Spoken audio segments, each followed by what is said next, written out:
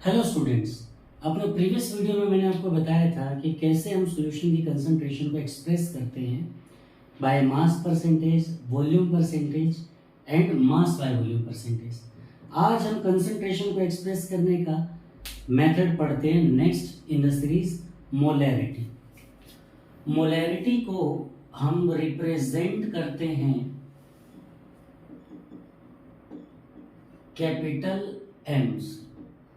So molarity is represented by M. What is its definition? Number of gram moles of solute present in 1 liter of solution is called molarity. Molarity का मतलब क्या होता है कि कितने ग्राम moles solute के 1 litre solution में present है, इसे हम कहते हैं मोलैरिटी। यानी number of gram moles of the solute present in 1 litre of the solution is called molarity. Definition के अकॉर्डिंग मोलैरिटी का जो फॉर्मूला निकल के आता है वो हो गया number of gram moles of solute present in volume of solution in litre. तो इस तरीके से हम मोलैरिटी का फॉर्मूला स्टडी करते हैं that it is equal to the number of gram moles of the solute present in 1 liter of the solution. Unit, तो unit क्या हो जाएगी? Moles per litre, moles per litre. इस तरीके से हम इसके यूनिट को लिखते हैं। न्यूमेरिकल्स करते समय जब हमको यूनिट याद ना हो तो वहां पर मोल्स पर लीटर की जगह हम m लिखकर भी आंसर को बता सकते हैं। बट रिमेंबर, जब याद ना हो तभी इसे ऐसा लिखिए। अदरवाइज मोलैरिटी की यूनिट क्या होती है? मोल्स पर लीटर, और ये मोलैरिटी का सिंबल होता है। नेक्स्ट इसके बाद बात आती है कि टेम्परेचर डिपेंडेंसी, यानी कि मोलैरिटी टेम्परेचर पर डिपेंडेंट करती है या नहीं करती। इस फॉर्मूले से हम देख सकते हैं कि जो मोलैरिटी है ये इन्वर्सली प्रोपोर्शनल होती है वॉल्यूम ऑफ सॉल्यूशन के। इन्वर्सली प्रोपोर्शनल का मतलब कि यदि वॉल्यूम बढ़ रहा है तो मोलैरिटी घटेगी, और यदि वॉल्यूम घट रहा है तो मोलैरिटी बढ़ेगी। और जब हम टेम्परेचर बढ़ाते हैं तो कोई भी लिक्विड सॉल्वेंट हो उसका वॉल्यूम बढ़ता है, लिक्विड एक्सपेंड होता है। So with rise in temperature volume of the liquid always increases. तो क्योंकि लिक्विड का वॉल्यूम टेम्परेचर बढ़ाने पर हमेशा इंक्रीज करता है, इसी वजह से जो मोलैरिटी है ये इन्वर्सली प्रोपोर्शनल होती है टेम्परेचर के। यानी कि टेम्परेचर बढ़ाने पर वॉल्यूम बढ़ेगा, और वॉल्यूम के बढ़ने से मोलैरिटी जो है ये क्या होगी? कम होती चली जाएगी। सो मोलैरिटी इस तरीके से टेम्परेचर पर डिपेंड करती है। When it comes to the numericals, जब हम न्यूमेरिकल्स को सॉल्व करते हैं तो हम फॉर्मूले को मॉडिफाई करके कैसे लिखेंगे? Weight of solute into 1000 divided by molecular mass of solute into volume of solution. पर यहां पर वॉल्यूम हम किस में लेंगे? मिलीलीटर मिलेंगे। यानी न्यूमेरिकल्स करते समय हमको ये फॉर्मूला अप्लाई करने से इमीडिएट आंसर मिल जाता है।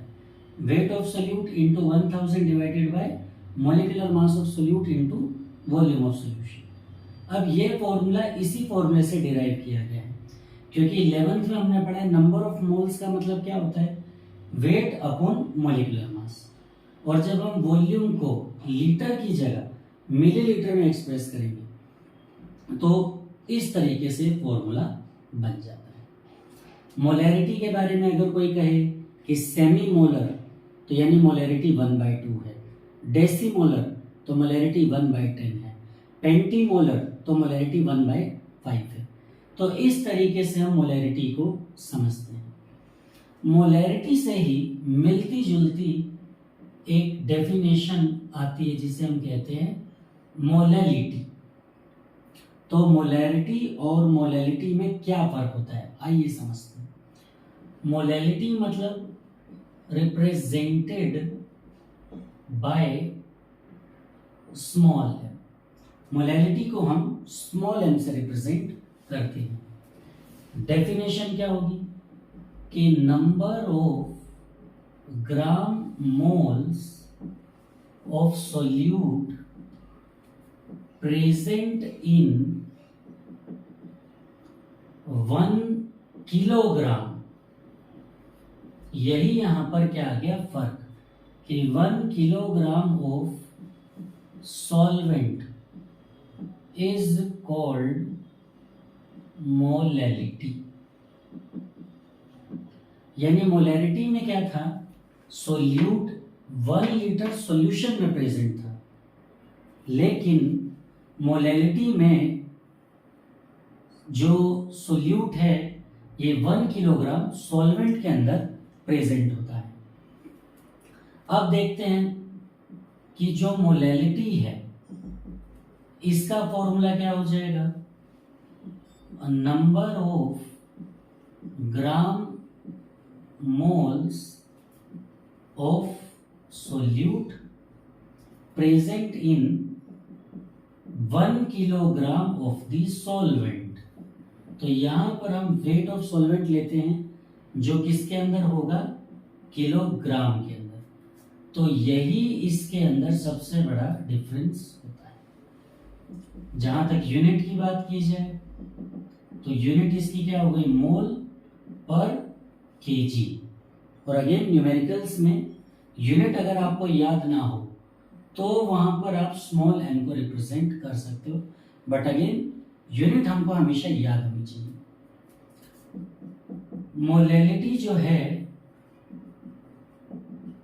टेम्परेचर इंडिपेंडेंट होती है, यानी टेम्परेचर बढ़ाने पर या घटाने पर मोलैलिटी पर कोई भी असर नहीं होता।